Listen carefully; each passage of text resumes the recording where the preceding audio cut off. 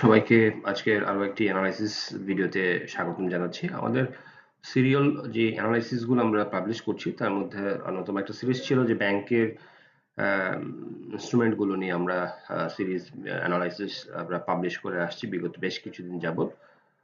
আপনারা হয়তো বা আমার পূর্বের ভিডিওগুলো যদি দেখে থাকেন হয়তো মনে পড়ে থাকবে আমরা এসালম দ্বারা যে ব্যাংকগুলো আসলে মালিকানা বদল হয়েছিল সেই ব্যাংকগুলোর উপরে আমাদের কিছু ধারাবাহিক অ্যানালাইসিস ভিডিও ছিল। আমরা আজকে সেইগুলো এবং তার বাইরের কিছু ব্যাংক নিয়ে আজকে অ্যানালাইসিস করব এবং আমরা বোঝার চেষ্টা করব এবং আমাদের একটা অ্যাজাম্পশন বা অনুমান দাঁড় করানোর চেষ্টা করব এবং একটা মার্কেট হাইপোথেসিস আমরা বিল্ড আপ করার চেষ্টা করব। আমরা প্রথমে মার্কেট আপডেটটা জেনে নিচ্ছি সংক্ষেপে।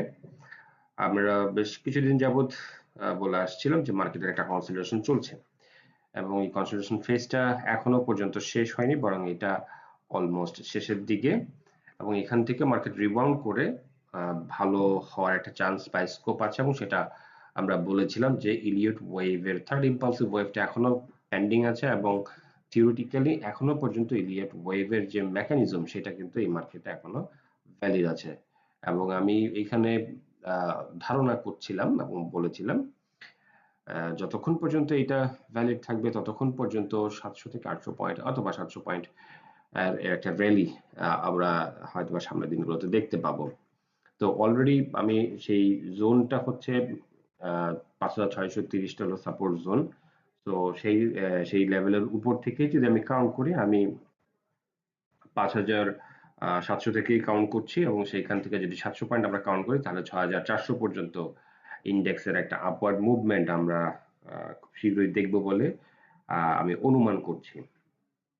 আপনারা দেখতে পাচ্ছেন মুভিং অ্যাভারেজ যেটা শর্ট টার্ম মুভিং অ্যাভারেজ এবং মিড টার্ম মুভিং অ্যাভারেজের সাপোর্ট কিন্তু মার্কেট পাচ্ছে এবং আমি যে জিনিসগুলো বলেছিলাম আপনাদেরকে পয়েন্ট আউট করে দেখিয়েছিলাম সেটা হচ্ছে বলিঞ্জার ব্যান্ড স্কুইজ হয়ে আসা, সেটাও কিন্তু আমরা দেখতে পাচ্ছি এইখানকার এবং এইখানকার যদি বলিঞ্জার ব্যান্ডের অবস্থান দেখেন অনেক হিউজ পরিমাণ একটা গ্যাপ, তার তুলনায় এটা অনেক বেশি স্কুইজ অবস্থায় আছে এবং সেটা প্রায় আমি বলবো যে এক সপ্তাহের মতো এই স্কুইজ অবস্থাটা কন্টিনিউ করছে। তো সেটা আরো কিছুটা দিন কন্টিনিউ করতে পারে, বাট আলটিমেটলি এখান থেকে মার্কেট বাউন্স ব্যাক করে একটা বুলিশ মোমেন্টাম গেইন করে হয়তোবা সেই 700-800 পয়েন্টের যে র্যালি সেটা হয়তোবা একটা সিগন্যালিং কোনো মেকানিজম বা ফরমেশন আমরা হয়তোবা অচিরেই দেখব। আমরা এখন চলে যাচ্ছি সরাসরি অন্য ইনস্ট্রুমেন্টে। তার আগে আমি একটা জিনিস দেখিয়ে রাখছি, সেটা হচ্ছে যে আমার চ্যানেলে আমি 13 দিন আগে এই মার্কেট আপডেট এবং হচ্ছে আমি ব্যাংকের ব্যাপারে কিছু আপডেটস আপনাদেরকে দিয়েছি এবং সেখানে দেখানোর চেষ্টা করেছিলাম যে আমরা ধারণা করছিলাম মিড সেপ্টেম্বর থেকে হয়তোবা এই ব্যাংকগুলো রিবাউন্ড করে মোমেন্টাম গেইন করতে পারবে, বাট সেটা মিড সেপ্টেম্বর পর্যন্ত আসলে সম্ভবপর হয় নাই। যেটা আমরা আজকের মার্কেটে দেখলাম যে লাস্ট মান্থের লাস্ট উইকে এসে একটা নিউজকে কেন্দ্র করে ব্যাংকগুলোকে একটু মোমেন্টাম গেইন করতে দেখা গিয়েছে এবং আমরা আমাদের অ্যানালাইসিসতে বলেছিলাম যে হয়তোবা নেক্সট মান্থ থেকে ব্যাংকগুলো একটা ভালো র্যালি আসবে। তো এটা আসলে এখানে উল্লেখ করার পিছনে এটাই কারণ ছিল যে আমরা মোটামুটি ওভারঅল সবগুলো সিরিজ ভিডিও আকারে দেওয়ার চেষ্টা করছি এবং আপনারা হয়তো দেখে থাকবেন যে পাবলিক বা আপনারা যারা আছেন আপনাদের ইন্টারেস্ট হয়তো বা এখানে কম, মাত্র 16টা ভিউ, বাট আলটিমেটলি দেখা গেল যে এই জিনিসগুলো আপনারা যদি ফোকাসে রাখতেন, আপনার মনিটরিং এ রাখতেন তাহলে যে অপরচুনিটি আসে টাইম টু টাইম সেগুলো হান্ট করাটা খুব বেশি ইজি হতো। যাই হোক, আমি আসলে এর থেকে বেশি আসলে আপনাদের বলবার কিছু নেই। যে অপরচুনিটি হান্ট করতে হলে আসলে বাংলায় যদি বলি ওত পেতে থাকা বা ওয়েট করতে থাকা, এটা আপনাকে করতেই হবে, এর বাইরে আসলে কোনো বিকল্প নেই। আপনারা দেখতে পাচ্ছেন যে ইসলামী ব্যাংক 38 টাকা থেকে আহ, ভালো একটা রিবাউন্ড করে এবং প্রায় প্রতিদিনই এটার প্রাইসিং হতে থাকে। তো আপনারা এখন যেই চার্টটা দেখতে পাচ্ছেন এটা অলমোস্ট আমরা যদি ব্যাক হিয়ারে যাই, আমি যদি এখানে চার্টটা ওইভাবে নিয়ে আসতে পারিনি, টাইম ফ্রেমটা অনেক বড় লম্বা হয়ে যাবে, সেই জন্য চার্টটা খুব স্কুইজ থাকবে, সেই জন্য আমি এটা নিয়ে আসিনি। বাট 60 টাকা লেভেলে ইসলামী ব্যাংকের একটা ভালো রেজিস্ট্যান্স আছে এবং মেবি এইখানে একটু রিবাউন্ড হওয়ার মতো ব্যাপার আছে, একটা রিট্রেস করার ব্যাপার আছে অথবা ব্রেকআউট করে নতুন মাইল ফলক হয়তো বা স্থাপন করবে, বাট নট সাজেস্টেড যে ইসলামী ব্যাংকের আপনারা চার্ট এখনই ওয়াচ করতে থাকেন, মনিটর করতে থাকেন। বরং বলবো যে এটার গতিবিধি অত বেশি ফলো আপে না রেখে বরং এটা শুধু দেখতে থাকেন যে এটা লিড দিচ্ছে এখন, যে লিডিংটা কন্টিনিউ করতে পারে কিনা। সো ইসলামী ব্যাংকের ব্যাপারে নতুন করে বলবার কিছু নেই। আমার শুরুর দিকে যে ভিডিওগুলো, অর্থাৎ ১ মাস আগের যে ভিডিওগুলো ছিল সেগুলোতে আমি খুব ভালো করে স্পষ্ট করে ইসলামী ব্যাংকের ব্যাপারে বলার চেষ্টা করেছি, এবং আহ আশা করছি সেগুলো আপনারা আরেকবার যদি একটু ঘুরে দেখে আসেন তাহলে অনেক কিছু ক্লিয়ার হয়ে যাবে। এসআইবিএম আজকের মার্কেট আমরা দেখেছি এটা ১ কোটির উপরে শেয়ার ট্রেড হয়েছে, ১ কোটি ২০ লাখের উপরে, এবং সারাদিনই প্রায় হল্টেড ছিল। তো যে কথাটা বললাম শুরুতে, একটা নিউজকে কেন্দ্র করে এগুলোর একটা পারফর্ম করতে দেখা গিয়েছে, এবং এই ধরনের আরো ব্যাংক সামনে ভালো করবে। তো মূল কথা হচ্ছে আমরা গত বেশ কিছু সিরিজ ভিডিওতে আমরা শুধুমাত্র ব্যাংক নয়, যে কোনো স্টকের বেলায় আমরা ফান্ডামেন্টাল কিছু জিনিস আপনাদের সঙ্গে শেয়ার করেছি, যে মুভিং অ্যাভারেজ থেকে যখন প্রাইস লেভেল খুব বেশি দূরে চলে যায়, সেটা শর্ট টার্ম হোক অথবা মিড টার্ম মুভিং অ্যাভারেজ হোক, সেটা কামব্যাক করতে বাধ্য, অর্থাৎ মুভিং অ্যাভারেজের মধ্যে চলে আসতে বাধ্য। এবং আমরা দেখেছি এই জায়গাটাতে বেশি দূরে চলে যাওয়ার পরে আবার কারেকশন এখানে আসছে, বেশি দূরে চলে যাওয়ার পরে আবার কারেকশন হয়ে ভিতরে চলে আসছে, এবং একটা মুভিং অ্যাভারেজ আর একটা মুভিং অ্যাভারেজ থেকে গ্যাপ ক্রিয়েট করলে সেটাও দেখেছি এখানে যে কাছাকাছি চলে আসছে। ইভেন বোলিঞ্জার ব্যান্ড খুব বেশি গ্যাপ ক্রিয়েট করলেও আমরা দেখেছি সেটা স্কুইজ হয়ে একটা কনসোলিডেশন ফেজ তৈরি করে। তো এই জিনিসগুলো আমরা বারবার বলে আসছি, এবং আপনারা দেখতেই পাচ্ছেন টেকনিক্যালি এই ফরমেশন গুলো যখনই ঘটেছে একটা কনসোলিডেশনের পরে ইনস্ট্রুমেন্ট গুলো কিন্তু প্রাইসিং হচ্ছে।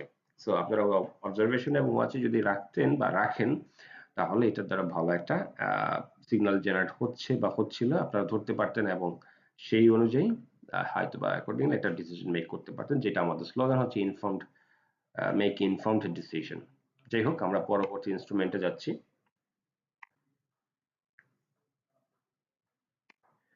ফার্স্ট সিকিউরিটি ইসলামী ব্যাংক আপনারা দেখতেই পাচ্ছেন সিমিলারিটিস, এটা একটা ক্রসওভার হওয়ার মতো একটা ওয়ে দেখছি আমরা, অর্থাৎ এই ক্রসওভারের মতো আপনার একটা ক্রসওভার এইখানেও দেখবেন, এবং আমি ধারণা করছি বা অনুমান করছি এই ক্রসওভারের পর সে একটা আবারও 8.5 টাকা থেকে 9 টাকা পর্যন্ত উঠে যাওয়ার একটা চান্স আছে, এবং সেই মোমেন্টামটা যদি আরো বেশি সাপোর্টিভ থাকে সেই ক্ষেত্রে 9.5 টাকা অর্থাৎ এই রেজিস্ট্যান্স জোনটাকে টার্গেট করে যদি যায় তাহলে সেটা 9.5 টাকা পর্যন্ত যায়। তো এই পর্যন্ত যাওয়ার একটা ভালো স্কোপ আছে, এবং সেটা একবারে যাবে না, অবশ্যই সেটা সময় নিয়ে ধাপে ধাপে যাওয়ার একটা ভালো পসিবিলিটিস আছে। তো আপনারা ওয়াচ করতে থাকেন, আশা করি এখান থেকে ভালো আপনারা রেজাল্ট পাবেন। জিআইবি গ্লোবাল ইসলামী ব্যাংক খুব ভলিউম হচ্ছে ইসলামী ব্যাংকগুলোর মধ্যে, যেই ব্যাংকগুলো এখনো 10 টাকার আশেপাশে আছে সেই ব্যাংকগুলোতে খুব ভালো ভলিউম হচ্ছে। স্টাইল ইনিশিয়াল ফেজে আছে, অর্থাৎ কিছুদিন আগেও যেটা যে 8 টাকার উপরে উঠে গিয়েছিল, এখন সেটা 6.5 টাকার কিছুটা উপরে। তো এখান থেকেও আবারও 8.5 টাকা পর্যন্ত যাওয়ার একটা আমি বলবো যে স্কোপ আছে।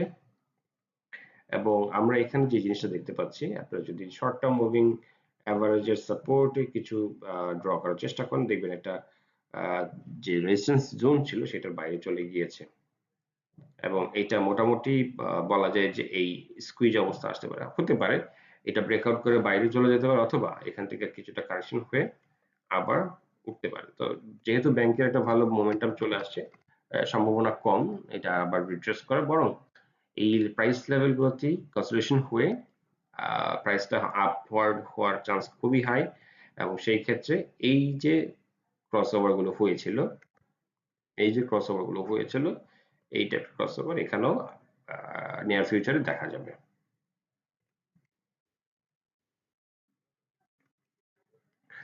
এবি ব্যাংক আজকে প্রথম সারির যে ব্যাংকগুলোর মধ্যে মোমেন্টাম গেইন করতে দেখা গিয়েছে তার মধ্যে ছিল ইসলামী ব্যাংক, এবং তারপরেই ছিল এবি ব্যাংকের, বাট শেষ পর্যন্ত সেটা তেমন একটা মোমেন্টাম ধরে রাখেনি, বরং কিছুটা রিট্রেস করে একটা মডারেট প্রাইস লেভেলে ক্লোজিং হয়েছে। বাট আপনারা যদি লক্ষ্য করেন যে এটার কিন্তু একটা এটা ক্রস ডাউন হয়েছিল, বাট সামনে মেবি আরো 2-3 দিন বা 2-3টা ওয়ার্কিং ডে এর মধ্যে এটা, বা ইভেন আগামীকালও হয়ে যেতে পারে এই ক্রস ওভারটা। এই ক্রস ওভারটা, এই যে ক্রস ওভার হয়েছিল মুভিং অ্যাভারেজের, এবং বোলিঞ্জার ব্যান্ডও অলমোস্ট স্কুইজ অবস্থায় চলে আসে, সো যে কোনো সময় একটা ক্রস ওভার হতে পারে। যেটা আমরা ধারণা করছিলাম নেক্সট মান্থ থেকে হবে, সেটা কিন্তু আমরা এক সপ্তাহ আগেই দেখতে পেলাম। এবং যেটা ধারণা করছি যে এটা এই যে মোমেন্টামটা এখন গেইন করলো, এটা কিন্তু কন্টিনিউ করবে বলে আমি মনে করছি না সব ব্যাংকের ক্ষেত্রে। কিছু কিছু ক্ষেত্রে প্রাইসের রিট্রেসমেন্ট ঘটিয়ে লো প্রাইসে যে স্টক গুলো ছিল সেগুলোর প্রফিট টেকিং হওয়ার পর দেন হচ্ছে ফাইনালি মোমেন্টাম গেইন করবে এবং ভালো একটা প্রাইসিং হওয়ার একটা চান্স আছে, অর্থাৎ যেই লেভেল থেকে পড়েছে সেই লেভেল পর্যন্ত অ্যাটলিস্ট যাওয়ার একটা স্কোপ আছে। আইএফএসি ব্যাংক স্টিল একটা সাপোর্ট জোনে আছে, মুভিং অ্যাভারেজের সাপোর্ট আছে, যদিও রেজিস্ট্যান্স হিসেবে কাজ করছে, বাট এটা আলটিমেটলি সাপোর্ট লেভেলের দিকে চলে যেতে পারে বা সম্ভাবনাটা খুব বেশি। আমরা যদি সবগুলো বটমের কথা চিন্তা করি তাহলে আপনারা দেখতে পাচ্ছেন যে এখানে ডাবল বটম ফরমেশনের সাপোর্ট পেয়েছে। রিসেন্ট টাইমে যে বটম গুলো করেছে, অর্থাৎ এটা যদি আপনারা ফার্স্ট বটম ধরেন, অর্থাৎ এটা হচ্ছে আপনাদের ফার্স্ট বটম এবং এটা হচ্ছে আমাদের সেকেন্ড বটম। সো বটম গুলো যেভাবে ফরমেশন করছে তাতে এটা একটা আপওয়ার্ড সিনারিও আমাদেরকে দেয়। আমরা একটু ড্র করছি। সো এই আপওয়ার্ড সিনারিওতে আমরা যে জিনিসটা দেখতে পাচ্ছি যে এইরকম একটা চ্যানেল তৈরি করছে যেটা কিনা ফলো করতে পারে, এবং যদি ফলো করে সেই ক্ষেত্রে ভালো একটা প্রাইস গেম আমরা দেখতে পাচ্ছি, এবং যে কোনো সময় প্রাইসটা ফিল আপ করার একটা সমূহ সুযোগ আছে। লাস্ট যে স্টকটা নিয়ে আমরা আলোচনা করবো সেটা হচ্ছে ইউসিবি। 14 টাকার উপরে ছিল, প্রায় 15 টাকার কাছাকাছি ছিল। স্টকটা এখন 12 টাকা আছে।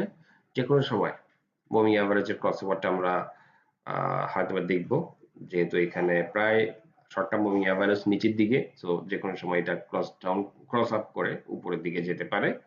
এবং এখানে আরো একটা বিষয় লক্ষণীয় যে এইটা কিন্তু যে সাপোর্ট জোন এখানে তৈরি করেছে, কখনো এটা নিচে ব্রেক করে যে মানে পড়ে যায় না, বরং প্রাইস লেভেলটা সবসময় এটার উপরে ছিল। সো আপওয়ার্ড শর্ট টার্মেও আপওয়ার্ড একটা চ্যানেলের মতো করে তৈরি করেছে।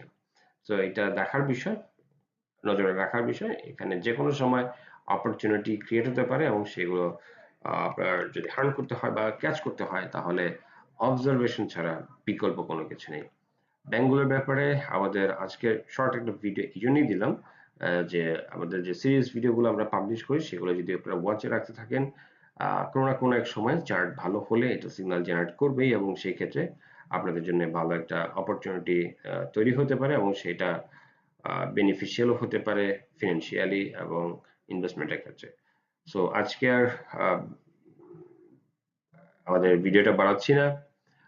অ্যানালাইসিস গুলো ক্লোজলি মনিটর করবেন, নিজেরা প্র্যাকটিস করবেন, এবং যখন আপনি কনভিন্সড আপনার সিদ্ধান্তে আপনি এগুলো এক্সিকিউট করার চেষ্টা করবেন। ধন্যবাদ সবাইকে।